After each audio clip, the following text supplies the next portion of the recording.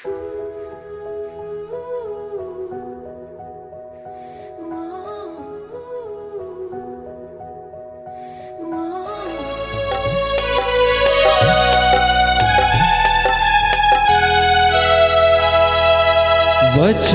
तेरा है प्रभु, जीवन की ज्योति है। वचन तेरा है गुरु, अनंत जीवन है। दिव्य वचन तेरा भक्ति से सुन लूंगा, मधुर वचन तेरा दिल से मैं मानूंगा। दिव्य वचन तेरा भक्ति से सुन लूंगा, मधुर वचन तेरा दिल से मैं मानूंगा।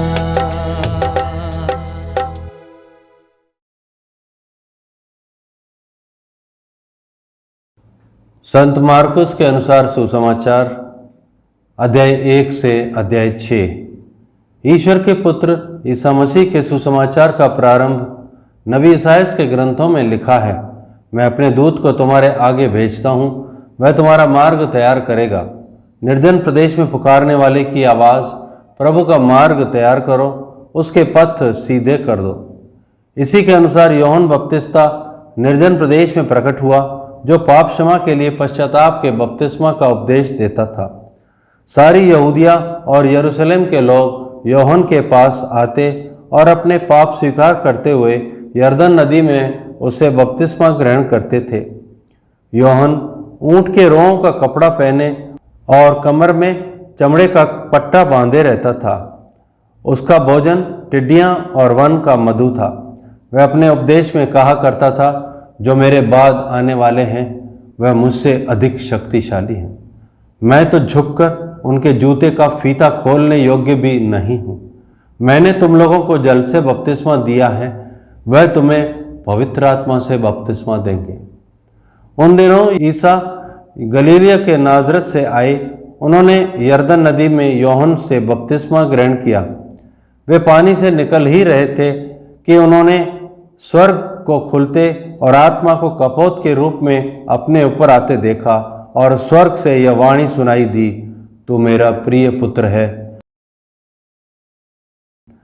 इसके बाद आत्मा ईसा को निर्जन प्रदेश ले चला। वे 40 दिन वहाँ रहे और शैतान ने उनकी परीक्षा ली।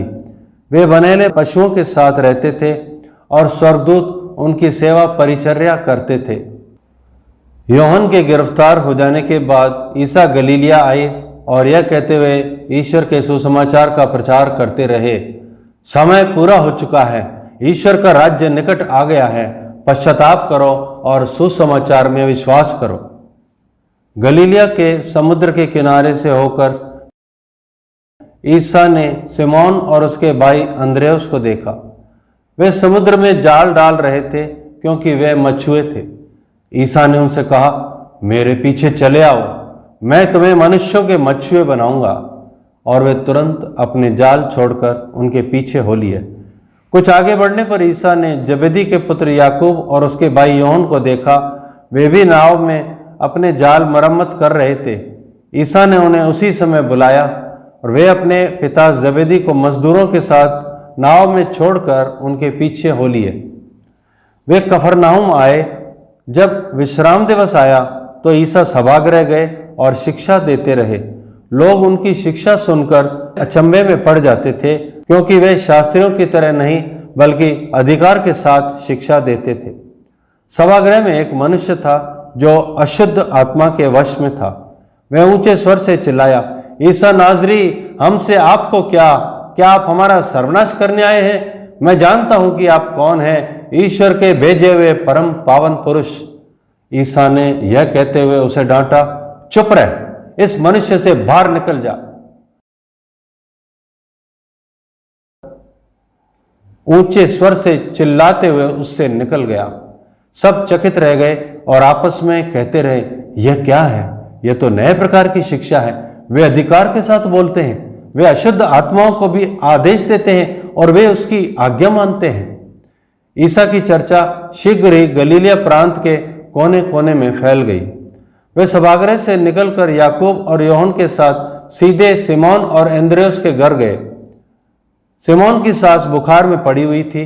लोगों ने तुरंत उसके विषय में उन्हें बताया। ईसा उनके पास आए और उन्होंने हाथ पकड़कर उसे उठाया। उसका बुखार जाता रहा और वह उन लोगों के सेवा सत्कार में लग गई। संध्या समय सूरज डूबने के बाद लोग सभी रोगियों और अबदूतग्रस्तों को उनके पास ले आए। सारा नगर द्वार पर एकत्र हो गया। ईसा ने नाना प्रकार की बीमारियों से पीड़ित बहुत से रोगियों को चंगा किया और बहुत से अबदूतों को निकाला। वे अबदूतों को बोलने से रोकते थे क्योंकि वे जानते थे कि वह कौन है। दूसरे दिन ईसा बहुत सवेरे उठकर घर से निकले और किसी एकांत स्थान जाकर प्रार्थना करते रहे। सिमोन और उसके साथी उनकी खोज में निकले और उन्हें पाते ही वह बोले, सब लोग आपको खोज रहे हैं। ईसा ने उत्तर दिया, हम आसपास के कस्बों में चले, मुझे वहां भी उपदेश देना है, इसीलिए तो आया हूं। और वे उनके सभागृहों में उपदेश देते और अबदूतों को निकालते हुए सारी गलीलिया में घूमते रहते थे। एक कोढ़ी ईसा के पास आया और घुटने टेक कर उनसे अनुनय विनय करते हुए बोला, आप चाहें तो मुझे शुद्ध कर सकते हैं। ईसा को तरस हो आया। उन्होंने हाथ बढ़ाकर यह कहते हुए उसका स्पर्श किया, मैं यही चाहता हूं, शुद्ध हो जाओ। उसी क्षण उसका कोढ़ दूर हुआ और वह शुद्ध हो गया। ईसा ने उसे यह कड़ी चेतावनी देते हुए तुरंत विदा किया, सावधान, किसी से कुछ न कहो, जाकर अपने को याजकों को दिखाओ और अपने शुद्धिकरण के लिए मूसा द्वारा निर्धारित भेंट चढ़ाओ, जिससे तुम्हारा स्वास्थ्य लाभ प्रमाणित हो जाए। परंतु वह वहां से विदा होकर चारों ओर खुलकर इसकी चर्चा करने लगा। इससे ईसा के लिए प्रकट रूप में नगरों में जाना असंभव हो गया, इसलिए वे निर्जन स्थानों में रहते थे। फिर भी लोग चारों ओर से उनके पास आते थे। अध्याय 2।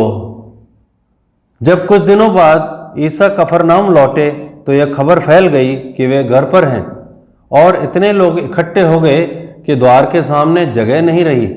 ईसा उन्हें सुसमाचार सुना ही रहे थे कि कुछ लोग एक अर्धांग रोगी को 4 आदमियों से उठवाकर उनके पास ले आए। भीड़ के कारण वे उसे ईसा के सामने नहीं ला सके, इसलिए जहां ईसा थे उसके ऊपर की छत उन्होंने खोल दी और छेद से अर्धांग रोगी की चरपाई नीचे उतार दी। ईसा ने उन लोगों का विश्वास देखकर अर्धांग रोगी से कहा, बेटा, तुम्हारे पाप क्षमा हो गए हैं। वहां कुछ शास्त्री बैठे हुए थे। वे सोचते थे, यह क्या कहता है? यह ईश निंदा करता है। ईश्वर के सिवा कौन पाप क्षमा कर सकता है? ईसा को मालूम था कि वे मन ही मन क्या सोच रहे हैं। उन्होंने शास्त्रियों से कहा, मन ही मन क्या सोच रहे हो? अधिक सहज क्या है, अर्धांग रोगी से यह कहना तुम्हारे पाप क्षमा हो गए हैं, अथवा यह कहना उठो, अपनी चारपाई उठाकर चलो फिरो? परंतु इसलिए कि तुम लोग ये जान लो कि मानव पुत्र को पृथ्वी पर पाप क्षमा करने का अधिकार मिला है। वे अर्धांग रोगी से बोले, मैं तुमसे कहता हूं, उठो और अपनी चारपाई उठाकर घर जाओ। वह उठ खड़ा हुआ और चारपाई उठाकर तुरंत सबके देखते देखते बाहर चला गया। सबके सब बड़े अचंभे में पड़ गए और उन्होंने यह कहते हुए ईश्वर की स्तुति की, हमने ऐसा चमत्कार कभी नहीं देखा। ईसा फिर निकलकर समुद्र के तट गए। सब लोग उनके पास आ गए और ईसा ने उन्हें शिक्षा दी। लेवी को चुंगी घर में बैठा हुआ देखा और उससे कहा, मेरे पीछे चले आओ, और वे उठकर उनके पीछे हो लिया।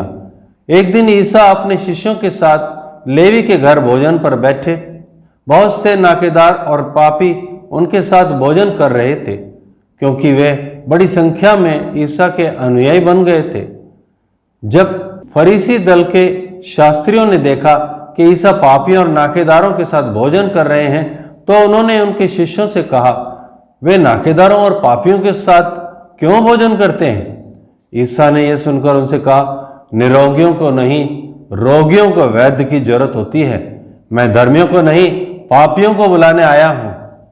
यूहन्ना के शिष्य और फरीसी किसी दिन उपवास कर रहे थे। कुछ लोग आकर ईसा से बोले, यूहन्ना के शिष्य और फरीसी उपवास कर रहे हैं, आपके शिष्य उपवास क्यों नहीं करते? ईसा ने उत्तर दिया, जब तक दूल्हा साथ है क्या बराती शोक मना सकते हैं? किंतु वे दिन आएंगे जब दूल्हा उनसे बिछड़ जाएगा, उन दिनों वे उपवास करेंगे। कोई पुराने कपड़े पर कोरे कपड़े का पैबंद नहीं लगाता, नहीं तो नया पैबंद सिकुड़कर पुराना कपड़ा फाड़ देता है और चीर बढ़ जाती है। कोई पुराने मशकों में नई अंगूरी नहीं भरता, नहीं तो अंगूरी मशकों को फाड़ देती है और अंगूरी तथा मशकें दोनों बर्बाद हो जाती हैं। नई अंगूरी को नई मशकों में भरना चाहिए। ईसा किसी विश्राम के दिन गेहूं के खेतों से होकर जा रहे थे। उनके शिष्य राह चलते बालें तोड़ने लगे। फरीसियों ने ईसा से कहा, देखिए, जो काम विश्राम के दिन मना है, ये क्यों वही कर रहे हैं? ईसा ने उन्हें उत्तर दिया, क्या तुम लोगों ने कभी यह नहीं पढ़ा कि जब दाऊद और उनके साथी भूखे थे और खाने को उनके पास कुछ नहीं था, तो दाऊद ने क्या किया? उन्होंने महायाजक अबियातार के समय ईश मंदिर में प्रवेश कर भेंट की रोटियां खाई और अपने साथियों को भी खिलाई। याजकों को छोड़ किसी और को उन्हें खाने की आज्ञा तो नहीं थी। ईसा ने उनसे कहा, विश्राम दिवस मनुष्य के लिए बना, न कि मनुष्य विश्राम दिवस के लिए। इसलिए मानव पुत्र विश्राम दिवस का भी स्वामी है। अध्याय 3। ईसा फिर सभागृह गए। वहां एक मनुष्य था जिसका हाथ सूख गया था। वे इस बात की ताक में थे कि ईसा कहीं विश्राम के दिन उसे चंगा करें और वे उन पर दोष लगाएं। ईसा ने सूखे हाथ वाले से कहा, बीच में खड़े हो जाओ। तब ईसा ने उससे पूछा, विश्राम के दिन भलाई करना उचित है या बुराई, जान बचाना या मार डालना? वे मौन रहे। उनके हृदय की कठोरता देखकर ईसा को दुख हुआ।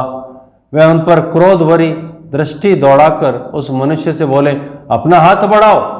उसने ऐसा किया और उसका हाथ अच्छा हो गया। इस पर फरीसी बाहर निकलकर तुरंत हेरोदियों के साथ ईसा के विरुद्ध परामर्श करने लगे कि हम किस तरह उनका सर्वनाश करें। ईसा अपने शिष्यों के साथ समुद्र के तट गए। गलीलिया का एक विशाल जनसमूह उनके पीछे पीछे हो लिया। यहूदिया, यरूशलेम, इदुमैया, यरदन के उस पार और तीरुस तथा सीदोन के आसपास से भी बहुत से लोग उनके पास इकट्ठे हो गए, क्योंकि उन्होंने उनके कार्यों की चर्चा सुनी थी। भीड़ के दबाव से बचने के लिए ईसा ने अपने शिष्यों से कहा कि वे एक नाव तैयार रखें, क्योंकि उन्होंने बहुत से लोगों को चंगा किया था और रोगी उनका स्पर्श करने के लिए उन पर गिरे पड़ते थे। अशुद्ध आत्मा ईसा को देखते ही दंडवत करते और चिल्लाते थे, आप ईश्वर के पुत्र हैं। किंतु वह उन्हें यह चेतावनी देते थे कि तुम मुझे व्यक्त मत करो। ईसा पहाड़ी पर चढ़े। वे जिनको चाहते थे उनको उन्होंने अपने पास बुला लिया। वे उनके पास आए और ईसा ने उनमें से 12 को नियुक्त किया, जिससे वे लोग उनके साथ रहे और वह उन्हें अवधूतों को निकालने का अधिकार देकर सुसमाचार का प्रचार करने भेज सके। ईसा ने इन 12 को नियुक्त किया, सिमोन को, जिसका नाम उन्होंने पेतरुस रखा, जेबेदी के पुत्र याकूब और उसके भाई योहन को, जिनका नाम उन्होंने बोआगेनेस अर्थात गर्जन के पुत्र रखा, अंद्रेस, फिलिप, बर्थोलोमी, मत्ती, थॉमस, अल्फई के पुत्र याकूब, थद्देयुस और सिमोन को जो उत्साही कहलाता है, और यूदस इस्कारियोती को, जिसने ईसा को पकड़वाया। वे घर लौटे और फिर इतनी भीड़ एकत्र हो गई कि उन लोगों को भोजन करने की भी फुर्सत नहीं रही। जब ईसा के संबंधियों ने यह सुना तो वे उनको बलपूर्वक ले जाने निकले, क्योंकि कहा जाता था कि उन्हें अपनी सुध बुध नहीं रह गई है। यरूशलेम से आए हुए शास्त्री कहते थे उसे बेलजेबुल सिद्ध है और वह नरक दूतों के नायक की सहायता से नरक दूतों को निकालता है। ईसा ने उन्हें अपने पास बुलाकर यह दृष्टांत सुनाया, शैतान शैतान को कैसे निकाल सकता है? यदि किसी राज्य में फूट पड़ गई हो तो वह राज्य टिक नहीं सकता। यदि किसी घर में फूट पड़ गई हो तो वह घर टिक नहीं सकता। और यदि शैतान अपने ही विरुद्ध विद्रोह करे और उसके यहाँ फूट पड़ गई हो तो वह टिक नहीं सकता और उसका सर्वनाश हो गया है। कोई किसी बलवान के घर में घुसकर उसका सामान तब तक नहीं लूट सकता जब तक वह उस बलवान को न बांध ले, उसके बाद ही वह उसका घर लूट सकता है। मैं तुम लोगों से यह कहता हूं, मनुष्य चाहे जो भी पाप या ईश निंदा करे उन्हें सबकी क्षमा मिल जाएगी, परंतु पवित्र आत्मा की निंदा करने वालों को कभी भी क्षमा नहीं मिलेगी, वह अनंत पाप का भागी है। उन्होंने यह इसलिए कहा कि कुछ लोग कहते थे उसे अपदूत सिद्ध है। उस समय ईसा की माता और भाई आए, उन्होंने घर के बाहर से उन्हें बुला भेजा। लोग ईसा के चारों ओर बैठे हुए थे। उन्होंने उनसे कहा, देखिए आपकी माता और आपके भाई बहनें बाहर हैं, वे आपको खोज रहे हैं। ईसा ने उत्तर दिया, कौन है मेरी माता, कौन है मेरे भाई? उन्होंने अपने चारों ओर बैठे हुए लोगों पर दृष्टि दौड़ाई और कहा, यह है मेरी माता और मेरे भाई। जो ईश्वर की इच्छा पूरी करता है वही है मेरा भाई, मेरी बहन और मेरी माता। अध्याय 4। ईसा किसी दिन समुद्र के किनारे शिक्षा देने लगे और उनके पास इतनी भीड़ इकट्ठी हो गई कि वे समुद्र में एक नाव पर जा बैठे और सारी भीड़ समुद्र के तट पर बनी रही। उन्होंने दृष्टांतों में उन्हें बहुत सी बातों की शिक्षा दी। शिक्षा देते हुए उन्होंने कहा, सुनो, कोई बोने वाला बीज बोने निकला। बोते बोते कुछ बीज रास्ते के किनारे गिरे और आकाश के पक्षियों ने आकर उन्हें चुग लिया। कुछ बीज पथरीली भूमि पर गिरे, जहां उन्हें अधिक मिट्टी नहीं मिली। वे जल्दी ही उग गए क्योंकि उनकी मिट्टी गहरी नहीं थी। सूरज चढ़ने पर वे झुलस गए और जड़ न होने के कारण सूख गए। कुछ बीज कांटों में गिरे और कांटों ने बढ़कर उन्हें दबा लिया, इसलिए वे फल नहीं लाए। कुछ बीज अच्छी भूमि पर गिरे, वे उगकर फले फूले और 30 गुना या 60 गुना या 100 गुना फल लाए। अंत में उन्होंने कहा, जिसके सुनने के कान हो वह सुन ले। ईसा के अनुयायियों और बारहों ने एकांत में उनसे दृष्टांतों का अर्थ पूछा। ईसा ने उत्तर दिया, तुम लोगों को ईश्वर के राज्य का भेद जानने का वरदान दिया गया है। बाहर वालों को दृष्टांत ही मिलते हैं, जिससे वे देखते हुए भी नहीं देखें और सुनते हुए भी नहीं समझें। कहीं ऐसा ना हो कि वे मेरी ओर फिरे और मैं उन्हें क्षमा प्रदान कर दूं। ईसा ने उनसे कहा, क्या तुम लोग ये दृष्टांत नहीं समझते? तो सब दृष्टांतों को कैसे समझोगे? बोने वाला वचन बोता है। जो रास्ते के किनारे हैं, जहां वचन बोया जाता है, ये वे लोग हैं जिन्होंने सुना है, परंतु शैतान तुरंत ही आकर वह वचन ले जाता है जो उनके हृदय में बोया गया है। इस प्रकार जो पथरीली भूमि में बोए जाते हैं, ये वे लोग हैं जो वचन और उसे प्रसन्नता से ग्रहण करते हैं, किंतु उनमें जड़ नहीं है और वे थोड़े ही दिन दृढ़ रहते हैं। वचन के कारण संकट या अत्याचार आ पड़ने पर वे तुरंत विचलित हो जाते हैं। दूसरे बीज कांटों में बोए जाते हैं। ये वे लोग हैं जो वचन सुनते हैं, परंतु संसार की चिंताएं, धन का मोह और अन्य वासनाएं उनमें प्रवेश कर वचन को दबा देती हैं और वह फल नहीं लाता। जो अच्छी भूमि में बोए गए हैं, ये वे लोग हैं जो वचन सुनते, उसे ग्रहण करते हैं और फल लाते हैं, कोई 30 गुना, कोई 60 गुना और कोई 100 गुना। ईसा ने उनसे कहा, क्या लोग इसलिए दीपक जलाते हैं कि उसे पैमाने अथवा पलंग के नीचे रखें? क्या वे उसे दीवट पर नहीं रखते? ऐसा कुछ भी छिपा हुआ नहीं है जो प्रकट नहीं किया जाएगा, और कुछ भी गुप्त नहीं है जो प्रकाश में नहीं लाया जाएगा। जिसके सुनने के कान हो वह सुन ले। ईसा ने उनसे कहा, ध्यान से मेरी बात सुनो। जिस नाप से तुम नापते हो उसी से तुम्हारे लिए भी नापा जाएगा, और सच पूछो तो तुम्हें उससे भी अधिक दिया जाएगा। क्योंकि जिसके पास कुछ है उसी को और दिया जाएगा, और जिसके पास कुछ नहीं है उससे वह भी ले लिया जाएगा जो उसके पास है। ईसा ने उनसे कहा, ईश्वर का राज्य उस मनुष्य के सदृश है जो भूमि में बीज बोता है। वह रात को सोने जाता और सुबह उठता है। बीज उगता है और बढ़ता जाता है, हालांकि उसे यह पता नहीं कि यह कैसे हो रहा है। भूमि अपने आप फसल पैदा करती है, पहले अंकुर, फिर बाल और बाद में पूरा दाना। फसल तैयार होते ही वह हंसियां चलाने लगता है, क्योंकि कटनी का समय आ गया है। ईसा ने कहा, हम ईश्वर के राज्य की तुलना किससे करें? हम किस दृष्टांत द्वारा उसका निरूपण करें? वह राई के दाने के सदृश है। मिट्टी में बोए जाते समय वह दुनिया भर का सबसे छोटा दाना है, परंतु बाद में बढ़ते बढ़ते वह सब पौधों से बड़ा हो जाता है, और उसमें इतनी बड़ी बड़ी डालियां निकल आती हैं कि संसार के पंछी उसकी छाया में बसेरा कर सकते हैं। वह इस प्रकार के बहुत से दृष्टांतों द्वारा लोगों को उनकी समझ के अनुसार सुसमाचार सुनाते थे। वह बिना दृष्टांत के लोगों से कुछ नहीं कहते थे, लेकिन एकांत में अपने शिष्यों को सब बातें समझाते थे।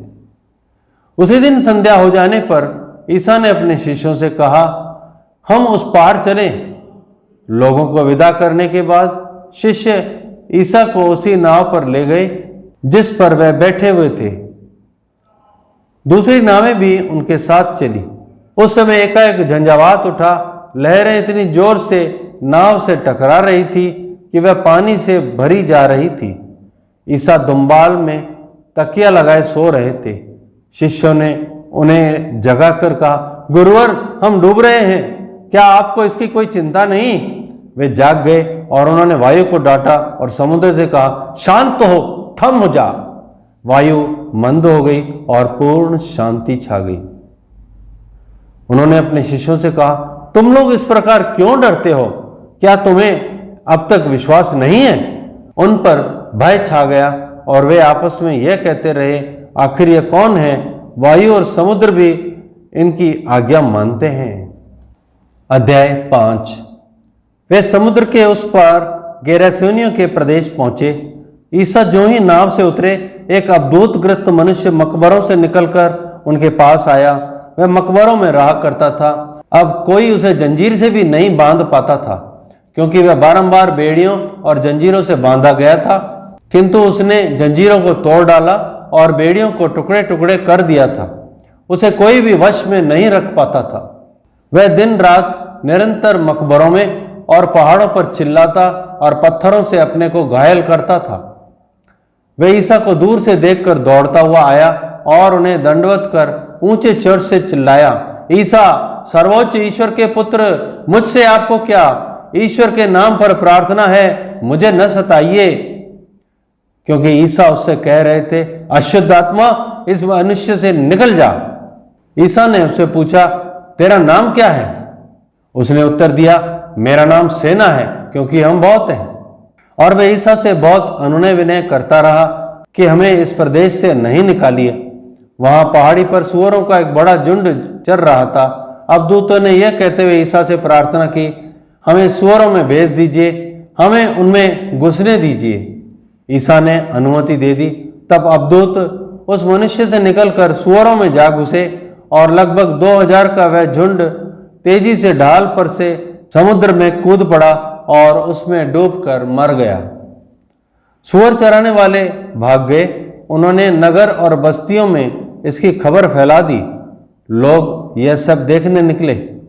वे ईसा के साथ आए और यह देखकर भयभीत हो गए कि वह अवधूतग्रस्त, जिसमें पहले अवधूतों की सेना थी, कपड़े पहने शांत भाव से बैठा हुआ है।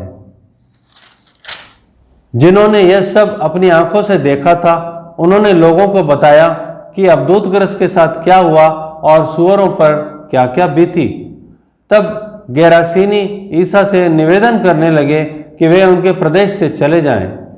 ईसा नाव पर चढ़ ही रहे थे कि अब दूतग्रस्त ने बड़े आग्रह के साथ ये प्रार्थना की, मुझे अपने पास रहने दीजिए।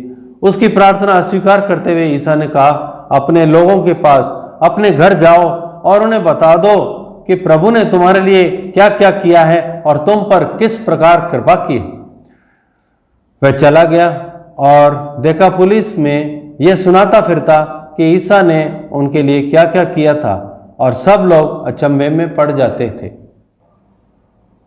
जब ईसा नाव से उस पार पहुंचे तो समुद्र के तट पर उनके पास एक विशाल जन समूह एकत्र हो गया। उस समय सभागृह का जैरुस नामक एक अधिकारी आया। ईसा को देखकर वह उनके चरणों पर गिर पड़ा और यह कहते हुए अनुनय विनय करता रहा, मेरी बेटी मरने पर है, आइए और उस पर हाथ रखिए जिससे वह अच्छी हो जाए और जीवित रह सके। ईसा उनके साथ चले। एक बड़ी भीड़ उनके पीछे हो ली और लोग चारों ओर से उन पर गिरे पड़ते थे। एक स्त्री 12 वर्ष से रक्तस्राव से पीड़ित थी। अनेकानेक वैद्यों के इलाज के कारण उसे बहुत कष्ट सहना पड़ा था और सब कुछ खर्च करने पर भी उसे कोई लाभ नहीं हुआ था, बल्कि वह और भी बीमार हो गई थी। उसने ईसा के विषय में सुना था और भीड़ में वो पीछे से आकर उनका कपड़ा छू लिया, क्योंकि वह मन ही मन कहती थी, यदि मैं उनका कपड़ा भर छूने पाऊं तो अच्छी हो जाऊंगी। उनका रक्तस्राव उसी क्षण सूख गया और उसने अपने शरीर में अनुभव किया कि मेरा रोग दूर हो गया है। ईसा उसी समय जान गए कि उनसे शक्ति निकली है। भीड़ में मुड़कर उन्होंने पूछा, किसने मेरा कपड़ा छुआ? उनके शिष्यों ने उनसे कहा, आप देखते ही हैं कि भीड़ आप पर गिरी पड़ती है, तब भी आप पूछते हैं किसने मेरा स्पर्श किया है? जिसने ऐसा किया था उसका पता लगाने के लिए ईसा ने चारों ओर दृष्टि दौड़ाई। वह स्त्री यह जानकर कि उसे क्या हो गया है, डरती कांपती हुई आई और उन्हें दंडवत कर सारा हाल बता दिया। ईसा ने उससे कहा, बेटी, तुम्हारे विश्वास ने तुम्हें चंगा कर दिया है, शांति प्राप्त कर जाओ और अपने रोग से मुक्त रहो। ईसा यह कह ही रहे थे कि सभागृह के अधिकारी के यहाँ से लोग आए और बोले, आपकी बेटी मर गई है, अब गुरुवर को कष्ट देने की जरूरत ही क्या है?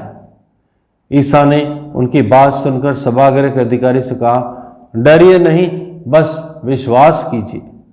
ईसा ने पेतरुस, याकूब और पेतरुस के भाई योहन के सिवा किसी को भी अपने साथ आने नहीं दिया। जब वे सभागृह के अधिकारी के यहाँ पहुंचे तो ईसा ने देखा कि कोलाहल मचा हुआ है और लोग विलाप कर रहे हैं। उन्होंने भीतर जाकर लोगों से कहा, यह कोलाहल, ये विलाप क्यों? लड़की मरी नहीं, सो रही है। इस पर वे उनकी हंसी उड़ाते रहे। ईसा ने सबको बाहर कर दिया और वे लड़की के माता पिता और अपने साथियों के साथ उस जगह आए जहां लड़की पड़ी हुई थी। उन्होंने लड़की का हाथ पकड़कर उससे कहा, तालिथा कुम, इसका अर्थ है, ओ लड़की, मैं तुमसे कहता हूं, उठो। लड़की उसी क्षण उठ खड़ी हुई और चलने फिरने लगी, क्योंकि वह 12 वर्ष की थी। लोग बड़े अचंभे में पड़ गए। ईसा ने उन्हें बहुत समझाकर आदेश दिया कि यह बात कोई न जान पाए और कहा कि लड़की को कुछ खाने को दो। अध्याय 6। वहां से विदा होकर ईसा अपने शिष्यों के साथ अपने नगर आए। जब विश्राम दिवस आया तो वे सभागृह में शिक्षा देने लगे। बहुत से लोग सुन रहे थे और अचंभे में पड़कर कहते थे, यह सब इसे कहां से मिला? यह कौन सा ज्ञान है जो इसे दिया गया है? यह जो महान चमत्कार दिखाता है, वे क्या हैं? क्या यह वही बढ़ई नहीं है, मरियम का बेटा, याकूब, यूसुफ और यूदस और सिमोन का भाई? क्या इसकी बहनें हमारे ही बीच नहीं रहती? और वे ईसा में विश्वास नहीं कर सके। ईसा ने उनसे कहा, अपने नगर और अपने कुटुंब और अपने घर में नबी का आदर नहीं होता। वे वहां कोई चमत्कार नहीं कर सके। उन्होंने केवल थोड़े से रोगियों पर हाथ रखकर उन्हें चंगा किया। उन लोगों के अविश्वास पर ईसा को बड़ा आश्चर्य हुआ। ईसा शिक्षा देते हुए गांव-गांव घूमते थे। वे 12 को अपने पास बुलाकर और उन्हें अबदूतों पर अधिकार देकर दो दो करके भेजने लगे। ईसा ने आदेश दिया कि वे लाठी के सिवा रास्ते के लिए कुछ भी नहीं ले जाएं, न रोटी, न झोली, न फेटे में पैसा। वे पैरों में चप्पल बांधे और 2 कुर्ते नहीं पहने। उन्होंने उनसे कहा, जिस घर में ठहरने जाओ, नगर से विदा होने तक वहीं रहो। यदि किसी स्थान पर लोग तुम्हारा स्वागत न करें और तुम्हारी बातें न सुने, तो वहां से निकलने पर उन्हें चेतावनी देने के लिए अपने पैरों की धूल झाड़ दो। वे चले गए। उन्होंने लोगों को पश्चाताप का उपदेश दिया, बहुत से अबदूतों को निकाला और बहुत से रोगियों पर तेल लगाकर उन्हें चंगा किया। हेरोद ने ईसा की चर्चा सुनी, क्योंकि उनका नाम प्रसिद्ध हो गया था। लोग कहते थे, यूहन्ना बपतिस्मा मृतकों में से जी उठा है, इसलिए वह यह महान चमत्कार दिखा रहा है। कुछ लोग कहते थे, यह एलियस है। कुछ लोग कहते थे, वह पुराने नबियों की तरह कोई नबी है।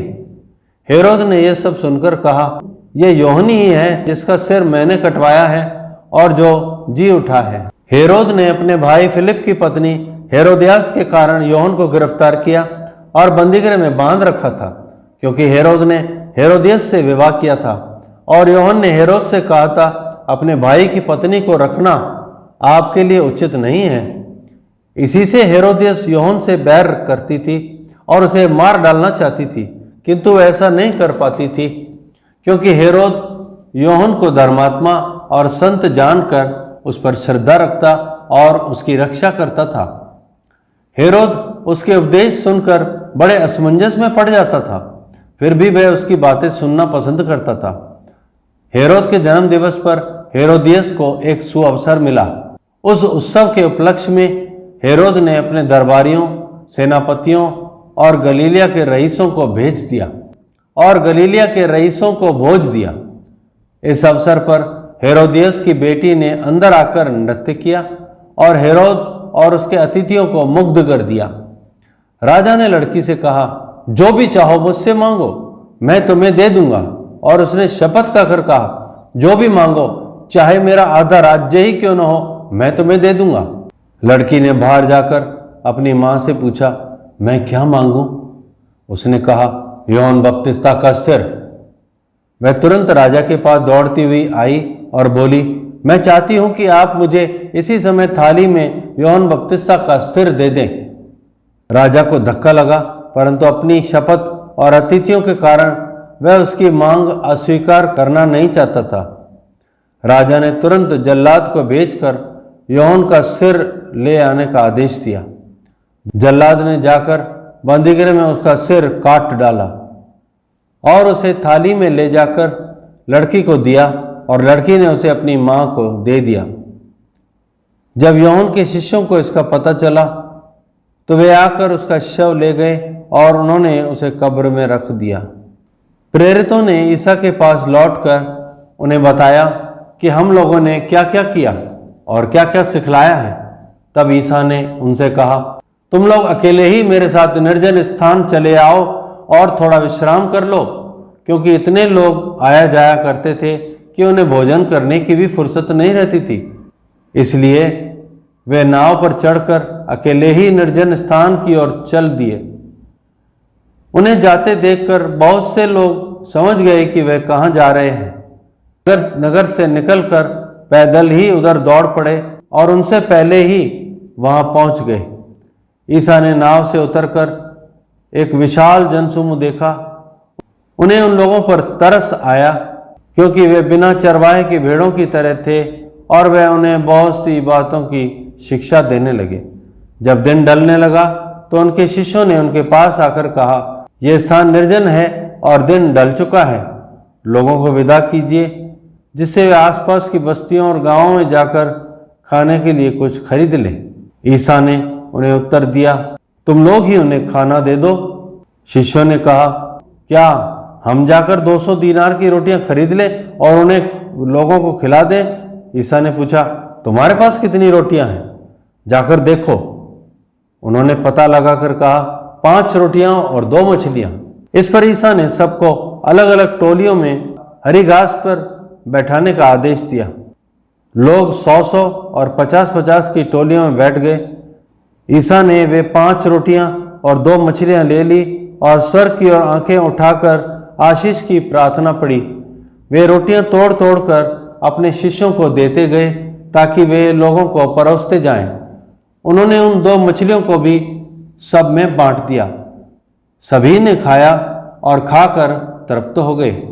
रोटियों और मछलियों के बचे हुए टुकड़ों से 12 टोकरे भर गए।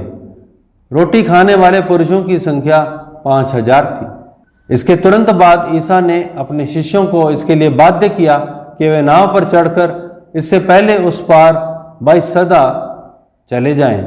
इतने में वे स्वयं लोगों को विदा कर देंगे। ईसा लोगों को विदा कर पहाड़ी पर प्रार्थना करने गए। संध्या हो गई थी। नाव समुद्र के बीच में थी और ईसा अकेले स्थल पर थे। ईसा ने देखा कि शिष्य बड़े परिश्रम से नाव खे रहे हैं क्योंकि वायु प्रतिकूल थी। इसलिए वे रात के लगभग चौथे पहर समुद्र पर चलते हुए उनकी ओर आए और उनसे कतरा कर आगे बढ़ना चाहते थे। शिष्यों ने उन्हें समुद्र पर चलते देखा। वे उन्हें प्रेत समझकर चिल्ला उठे क्योंकि सब के सब उन्हें देखकर घबरा गए। ईसा ने तुरंत उनसे कहा, ढारस रखो, मैं ही हूं, डरो मत। तब वे उनके पास आकर नाव पर चढ़े और वायु थम गई। शिष्य आश्चर्यचकित रह गए क्योंकि वे अपनी बुद्धि की जड़ता के कारण रोटियों के चमत्कार का अर्थ नहीं समझ पाए थे। समुद्र के उस पार गेनेसरेत पहुंचकर उन्होंने नाव किनारे लगा दी। जो ही वे भूमि पर उतरे, लोगों ने ईसा को पहचान लिया और वे उस सारे प्रदेश से दौड़ते हुए आए। जहां कहीं ईसा का पता चलता था, वहां वे चारपाइयों पर पड़े रोगियों को उनके पास ले आते थे। गांव, नगर या बस्ती, जहां कहीं भी ईसा जाते थे, वहां लोग रोगियों को चौकों पर रखकर अनुनय विनय करते थे कि वे उन्हें उनके कपड़े का पल्ला भर छूने दे। जितनों ने उनका स्पर्श किया वे सब के सब अच्छे हो गए। यह प्रभु की वाणी है। ईश्वर को धन्यवाद। निर्गमन ग्रंथ अध्याय 14 वचन 14। आइए हम आज अपने जीवन का युद्ध प्रभु को करने दें।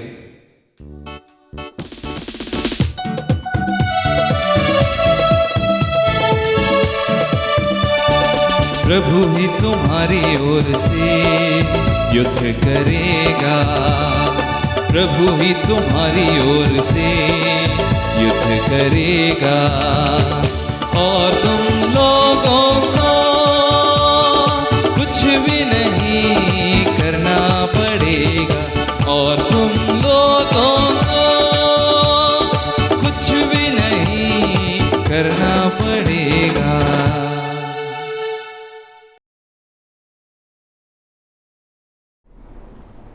Hallelujah, praise the Lord.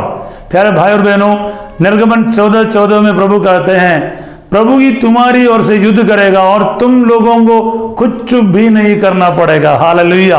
यही वचन अभी तुरंत हम सीखने वाला भी है गा गा कर। आइए हम इस वचन को यूज करते हुए, इस्तेमाल करते हुए प्रार्थना करें, क्योंकि लाल सागर के सामने जब इस्राएली जनता इतने तकलीफ महसूस कर रहा था, कोई रास्ता नहीं दिख रहा था, उस समय ईश्वर ने इस वचन के माध्यम से इस्राएली जनता को हिम्मत बंधाया और उनके सामने लाल सागर 2 टुकड़े में बांटा है। हे सर्वशक्तिमान दयालु परमेश्वर, जो भी आज तेरा वचन सुना है, मार्कुस का सुसमाचार पढ़ना शुरू किया है, तेरा वचन आज ये जीवित वचन उनके जीवन में पूरा हो जाए। प्रभु, जो भी परिस्थिति हो, जो भी तकलीफ हो, जो भी बीमारी हो, जो भी लाल सागर जैसे अवस्थाएं हैं, यीशु नासरी तेरे नाम की योग्यता से, तेरे इस वचन की योग्यता से उनके जीवन से ये संकट इस वक्त दूर हो जाए और आपके आशीष और चंगाई से उनका जीवन भरपूरित हो जाए। यीशु मसीह के नाम से मांगते हैं, आमीन।